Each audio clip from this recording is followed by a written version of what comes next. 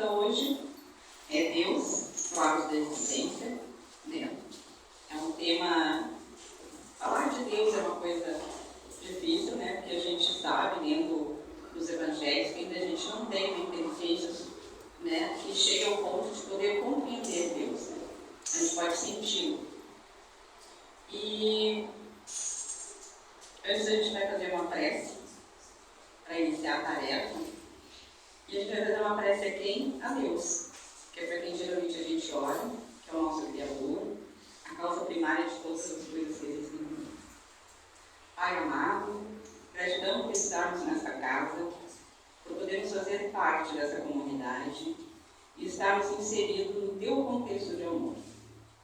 Que possamos, sim, seguir os teus propósitos. Que possamos, sim, nos tornarmos irmãos, aos poucos, mas sempre em frente.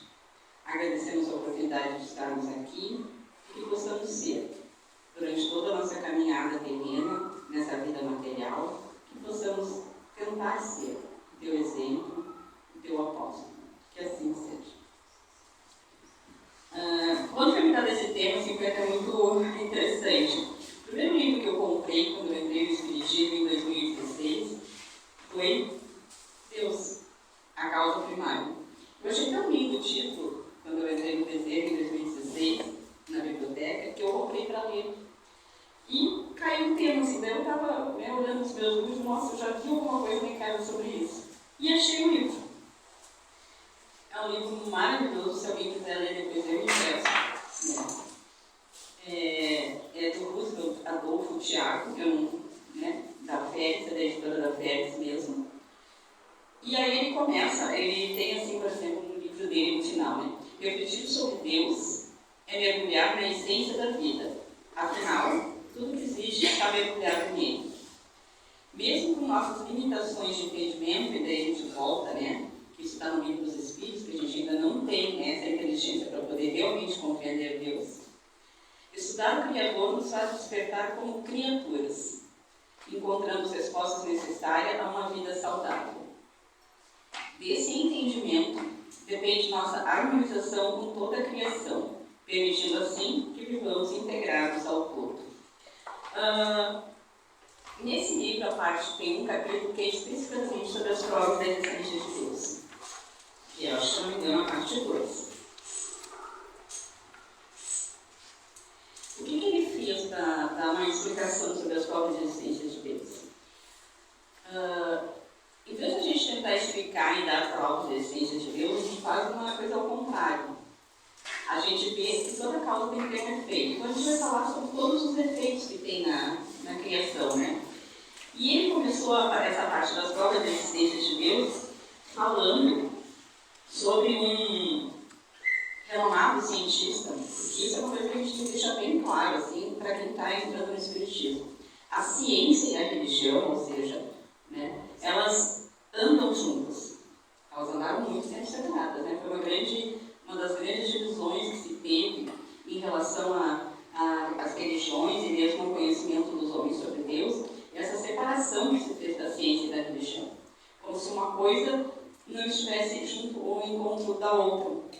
E quando é ao contrário, cada vez que a gente mais, vamos dizer assim, a inteligência humana se desenvolve em termos científicos, de descobrimento, mais ele se aproxima de Deus.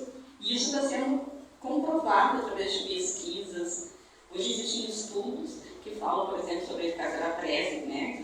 Várias pessoas já falaram sobre isso, né? Então já foram feitos exames no cérebro da pessoa em oração, a diferença, né, que dá em todo o nosso sistema físico quando a gente está em comunhão.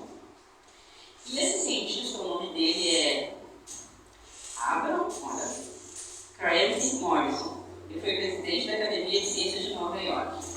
E ele publicou uma página intitulada 7 razões pelas quais um cientista crê em Deus. Ou seja, né, quais são as razões para que ele teria como prova da existência de Deus. Ele faz uma brincadeira para a gente saber que não existe o acaso, né, não na criação. Ele diz assim, se tu pegar 10 moedas e colocar no bolso, né, uma de 10 centavos, uma de 20, uma de 30, 10 moedas.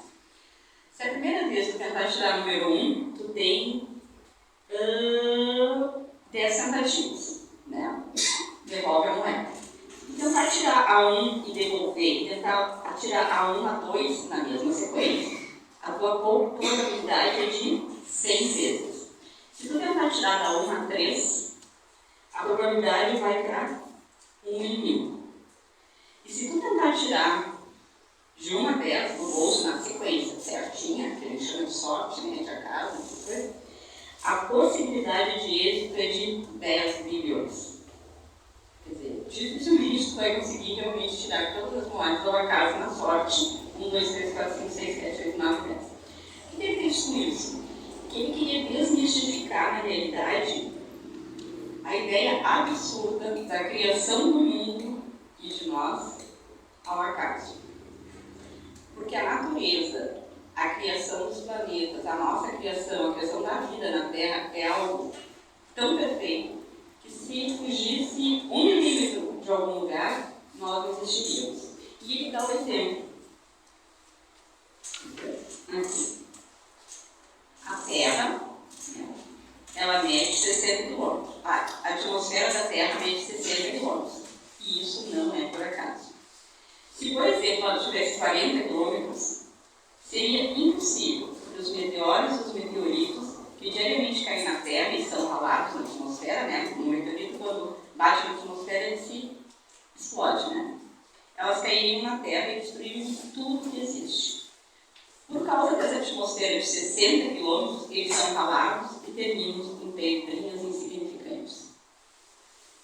Se fosse 61, se fosse 65, se fosse 56, é porque é 60, exato, para que a Terra continue linda e maravilhosa, os meteoros andando pelos lados. A velocidade da Terra, eu acho fantástico. A velocidade da Terra é de 1.600 km por hora em volta do eixo central. Graças a isso a gente tem 12 horas de sol, 12 horas, né? Deixar assim um número bem simples. 12 de sol, 12 de noite. Se a Terra fosse, por acaso,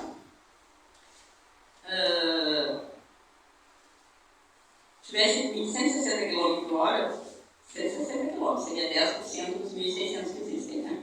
Os dias teriam 120 horas de noite e 120 horas de dia. Ou seja, tudo morreria por causa de calor, em 120 horas, né, de calor, e aquilo que sobrevivesse ao calor de 120 morreria por causa do frio das outras 120 horas de escuridão. Se a costa da Terra fosse mais alta que apenas 3 metros, pensa 3 metros, 2 vezes eu, mais ou menos, assim, né? Eu tenho aqui mim, mais ou menos. A vida na Terra seria totalmente impossível. 3 metros. Não é um absurdo, é uma coisa bem simples. Pois faltaria oxigênio suficiente para manter a nossa existência. Então, toda a criação, e por que o cientista descobriu estudando a natureza, estudando os astros, estudando essas coisas? Que tudo tem perfeição, e tudo tem um propósito, e tudo é ligado, interligado um com o outro. Se o fundo do mar fosse mais fundo, apenas 3 metros, todo o oxigênio da atmosfera iria para a intimidade das águas e nós, animais da superfície, não poderíamos viver. Se por acaso a Lua estivesse a apenas 74 mil quilômetros de nós, a vida na Terra seria totalmente impossível. Porque o magnetismo da Lua é o responsável pelas marés. Quem pesca sabe, né? Da Lua para pescar essas coisas. E estando tão perto da Terra, as marés seriam tão altas, que teríamos tantos, né, que lavariam a Terra 2 vezes e produziriam erosão e destruição. O Sol está distante de 150 milhões de quilômetros, bastante, né? Mas não é por acaso. Imaginemos que tivesse apenas 100 milhões de quilômetros. A vida seria impossível por causa das altas temperaturas e dos raios ultravioletas. Mas imaginamos que ela estivesse a 200 milhões de quilômetros, né? Que estivesse muito mais longe. A vida não seria possível também, porque a Terra estaria coberta por uma espessa camada de gelo, que nós não receberíamos, né? Como a gente recebe o Sol. Então, ele diz, o cientista, eu creio em Deus que criou as condições para o nosso planeta existir. Então, ele prova a existência de Deus através das suas criações. Uma análise científica serve para qualquer um de nós que somos leigos, assim, que não temos dois conhecimentos, compreender realmente, né, essa coisa absoluta da perfeição das criações das coisas. Então, ao invés de a gente procurar causas da existência de Deus, por alguém perguntar, façam ao contrário. Me provem que Deus não existe. Não existe uma inteligência suprema em toda a criação. Porque apesar dos homens, eu li quase todo o livro, eles descobertam as coisas do sábio, lá tem um arcanjo, que tem uma parte do texto que depois eu vou falar sobre isso. Eles sabem o que faz, um elétron, um átomo, mas eles não sabem de onde vem essa criação. Então, por isso que os cientistas, quanto mais eles vão estudando e quanto mais eles vão descobrindo, mais eles acreditam em Deus. Ou no nome que se quiser dar, né? Porque Deus, em algumas religiões, não tem o nome de Deus. Deus é um nome. Né? Algumas religiões é o Xalá, os índios é Tupã, né? Mas, né, essa inteligência suprema, para nós, né, espíritos, católicos, evangélicos, o nome é Deus. E aí ele fala sobre a vida, né, que é a segunda razão pela qual ele acredita também em Deus. Se eu perguntar aqui aos senhores o que é a vida, cada um dará a sua definição diferente. Ninguém dará a mesma definição. Cada um, né, se for biólogo, filósofo, não importa, né, a profissão que tiver, ou a profissão que é, vai ter uma definição diferenciada. E também a gente jamais vai conseguir ter uma definição global sobre o que é a vida. Porque a vida vai ser diferente para cada uma das pessoas. Não existe uma definição do que é a vida. Né? Porque, na realidade, a vida, na concepção que a gente tem, ela nos escapa, né? Porque a vida é resultado de se passar a vida em termos de ciência, que é o caso dele aqui, né, que ele estava falando. A vida nada mais é do que o próprio plasma em um raio de sol. É o que a gente precisa para criar alguma condição de vida.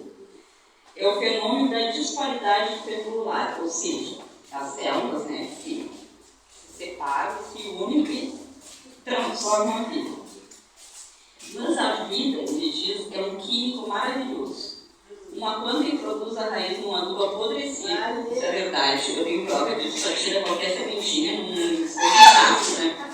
E transforma em perfume na flor e fruto saboroso. Basta que nós olhemos para as folhas de quaisquer planta. E o mais interessante de olhar uma folha, qualquer folha de qualquer planta, de qualquer árvore, os biólogos descobriram que não existe nenhuma folha igual a outra. Em lugar nenhum do mundo, em flor, em planta nenhuma. Todas elas são diferentes. Todas elas têm uma composição diferente. Mas a vida também é um extraordinário engenheiro que transforma a água em humus, né, e açúcar em madeira. Por isso eu creio em Deus, por causa do milagre da vida. E não existe mesmo explicação. Pode pensar numa floresta com milhões de tipos de árvores e que cada uma é igual, é como nós. Não existem dois seres humanos iguais sobre a face da Terra. Todos nós somos, né, seres individuais, assim como as coisas, cada folha com a sua identidade. Depois ele fala sobre a terceira razão, que seria o instinto, né, que é uma das provas da existência de Deus. Eu reagi com instinto, a gente ouve muito isso, né? Nossa, eu quase sofri um acidente. Instintivamente eu saí, ou instintivamente eu dobrei na outra rua, por instinto eu não fiz alguma coisa. Né? E ele faz a colocação da história do salmão. Se pegarmos o salmão é um peixe, né? E ele sempre volta para casa, para fazer a desova e, né, os filhos dele. Se tu pegar ele, né, querer colocar ele em outro lugar, ele não vai desovar. Ele tem que fazer todo aquele processo. Ele sobe a correnteza acima e ele vai lá e ele sabe que vai morrer. Ele vai fazer todo esse trabalho de lá, no mesmo lugar, para manter a sobrevivência do salmãozinho, mas ele sabe que vai morrer. Quem ensinou o salmão? Que ele teria que fazer todo esse processo e que ele só teria a sobrevivência dele fazendo esse caminho. A vespa sabe uma porção de coisas. Ela sabe que todos os insetos já nascem adultos. A vespa não tem infância. E com fome.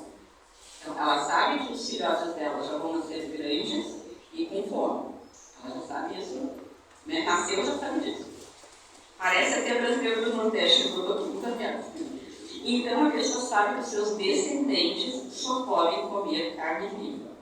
Se comerem carne morta, eles morrem. A vespa faz um buraco no chão, isso é bem interessante. Desce, abre uma câmara subterrânea, sobe, pega um pouco de barro, tapa o buraco, voa e vai procurar uma larva ou um gafanhoto. Ela dá uma picada no gafanhoto, a vespa venenosa, né, que fica imóvel, mas ela não mata o gafanhoto. Ela deixa imóvel o gafanhoto. Ninguém conseguiu dar uma pitaca e cruzar o gafanhoto sem matar. Ela consegue. Ela carrega o gafanhoto, abre o buraco, leva até a câmara, desova na parte secundária, deixa o gafanhoto na extremidade do abdômen. Voa, tapa o buraco, ela já deixou os ovos dela lá, né, para nascerem, e morre. Os seus filhos, quando nascem, começam a comer o gafanhoto. Quando o gafanhoto morre, eles estão em condições de voar e cuidar da própria vida. Quem ensinou a vespa esse mecanismo? E se ela errar, todas as vespas morrerão. Se ela não cumprir o papel instintivo dela de sobrevivência, de saber que os seus filhos, quando nascerem, têm que ter carne, uma carne assim, né? Não existiriam mais vespas. E aí ele dá outros exemplos das enguias, do João de Barro. O João de Barro é o melhor meteorologista que existe. Nenhum cientista, meteorologista, conseguiu ter a precisão de tempo que o João de Barro tem. O João de Barro não vai fazer o ninho dele na casa que vai ajudar. Ele sobe no lugar mais alto, coloca o bico na direção do vento. E ele descobre, com esse assim, bem simples, não saberei nenhum, assim, refinado, né? De onde vai vir a chuva e o vento mais forte no inverno e faz a casa dele para a entrada de água do outro lado. Até porque se ele errar, os filhos morrem, né? Porque daí vai entrar chuva, vai entrar frio, e isso mata os de inveja, os meteorologistas que não acertam. Por essa razão, o instinto dos animais, eu creio em Deus. O que ele quis dizer? Que a gente tem inato dentro da gente, né, os animais, a natureza, o que precisam fazer para sobreviver. Então, é uma cadeia, é um processo, é quase inexplicável, porque a gente ainda não conseguiu explicar. A gente conseguiu pegar o lápis e separar em pedacinho menor, e menor, e menor. Então, a gente sabe para que ele serve, mas a gente não consegue ter a compreensão de onde ele veio. Ele fala da quarta razão, que seria os nossos genes, né? E que a gente descobriu depois que a gente descobriu os genes cromossomos, da genética, é bem interessante, tem bastante documentário sobre isso. Nós todos temos todos os genes de toda a humanidade dentro de nós. Nós desenvolvemos alguns, mas tudo está dentro da gente. A cor do cabelo, dos olhos, graças a essa descoberta, que ele sabe que nós somos portadores de todos os genes e todos os cromossomos existentes, ele acredita em Deus. A outra razão que ele botou é sobre a sintonia que a natureza tem no menor, não é no menor, mas aquele, né, tem animais que vêm predadores, outros menores, até para não ter, por exemplo, se só tivesse predadores, eles não teriam, né, um acabaria morrendo, outro não teria natureza. Então é uma cadeia alimentar, né? Até a cadeia alimentar nos animais, na floresta, nas árvores, tudo tem um propósito, tudo tem uma razão. Tem uma história que conta lá da Austrália. A Austrália é um país com climas assim, bem distintos, assim, tem tudo tipo de clima. E eles tinham um problema muito grande lá de insetos, né? E eles resolveram colocar cactos lá, para acabar, né, com um certo tipo de inseto que tinha lá.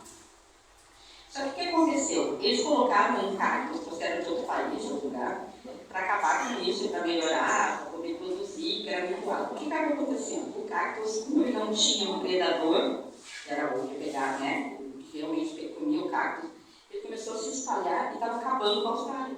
Se espalhar mesmo, assim, tipo, né, grama, tipo, não vai cortando, não vai crescendo. Aí eles tiveram que fazer uma pesquisa internacional para arrumar um inseto que fosse lá comer o cactus. Eles acharam, até brasileiro aqui da nossa terrinha. Porque ele não tinha inimigo natural, entendeu? O inimigo natural que ele tinha no ambiente onde ele estava controlado.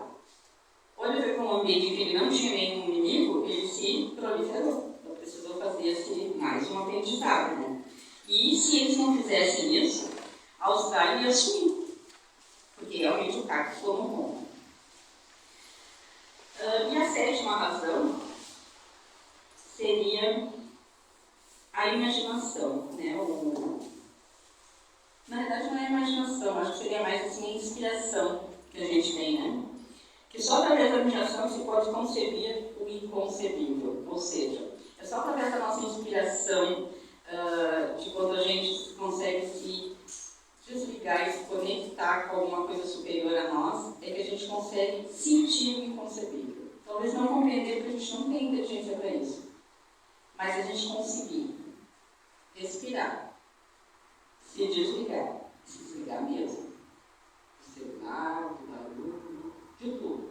Fechar os olhos e imaginar que existe um ser superior a nós, que existe toda uma espiritualidade em volta, nos ajudando, nos aconselhando, nos acolhendo, nós vamos sentir Deus.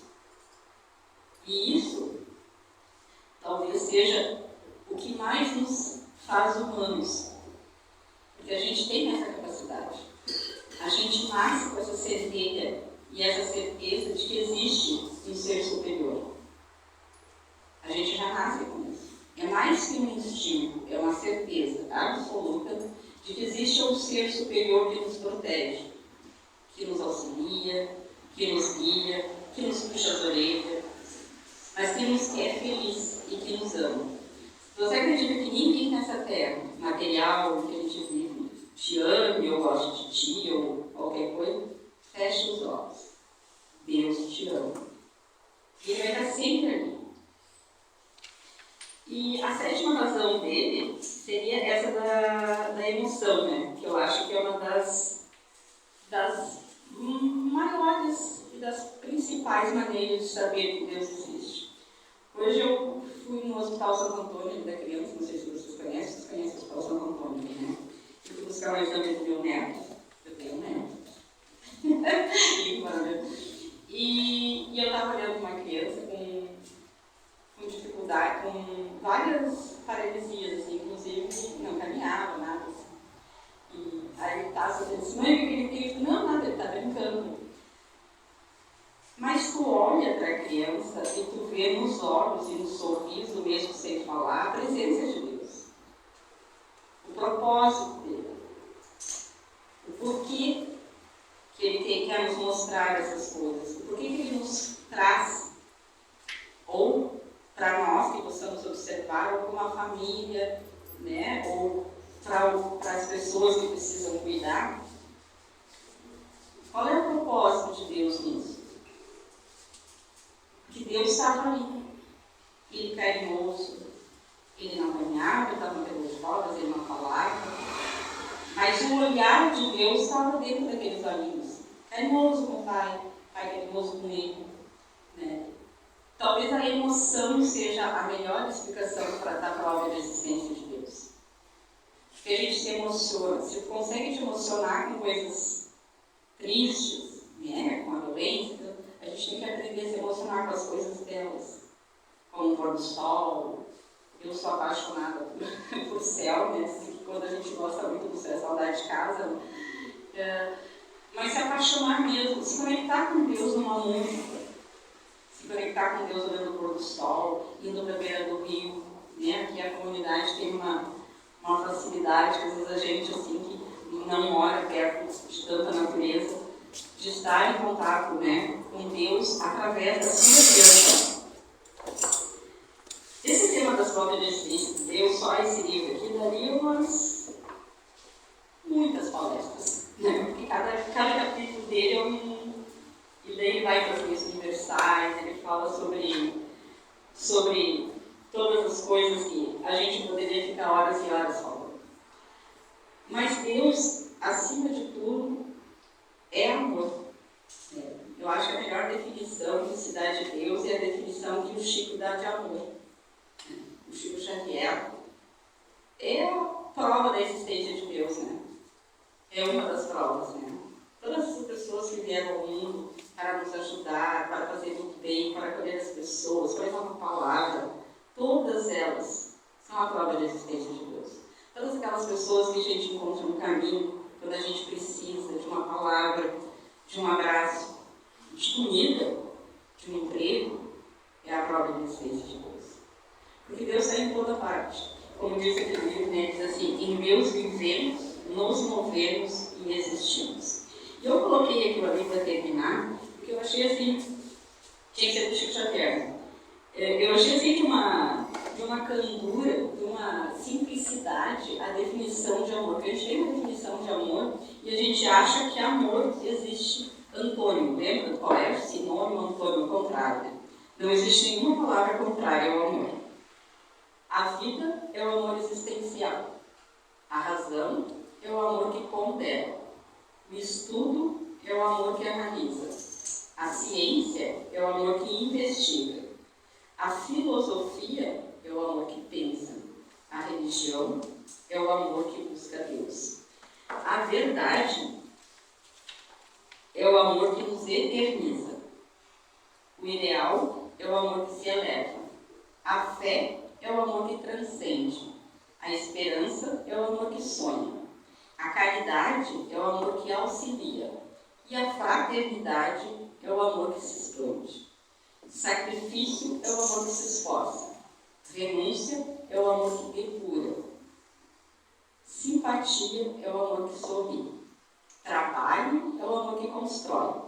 Indiferença é o amor que se esconde. Desespero é o amor que se desgoverna. Paixão é o amor que se desequilibra. Ciúme é o amor que se desvalia. Orgulho é o amor que enlouquece. Sensualismo é o amor que se envenena. E finalmente o ódio, que a gente sempre julga ser o contrário do amor, não é senão o próprio amor que adoeceu gravemente. Então, na realidade, se eu trocar isso para Deus, não existe falta de Deus. Porque Deus é o amor. Se a gente não tem amor no coração, a gente não tem Deus no coração. Então, para a gente ter Deus no coração, a gente precisa acreditar no amor. Porque, como já dizia Jesus, amar a Deus sobre todas as coisas e ao próximo como a si mesmo. Obrigada. Vamos fazer uma prece. Queridos amigos, encarnados e desencarnados, agradecemos que somos por essa casa abençoada. Pedimos ao Dr. Terceiro e sua falante, a Maria e suas obreiras, a São Francisco de Assis, a todos os trabalhadores dessa casa, desencarnados, que continuam aqui com seu trabalho e suas equipes, sua proteção e seu amparo. Que possamos, ao sair daqui, levar um pouquinho de todo esse amor, de todo o carinho, de todo esse acolhimento que recebemos sempre que estamos aqui. Pedimos que todas as falanges do Dr. Bezerra andem por todas essas ilhas, andem por toda a cidade, andem por todo o planeta, e que nós possamos sair pelo mundo por onde andarmos, no trabalho, na escola, em casa, e distribuir um pouco de tudo isso que a gente ganha sempre que está dentro aqui da Casa do Evangelho. Vamos em paz, que tenhamos uma ótima noite e uma ótima semana. Até sábado. Que assim seja.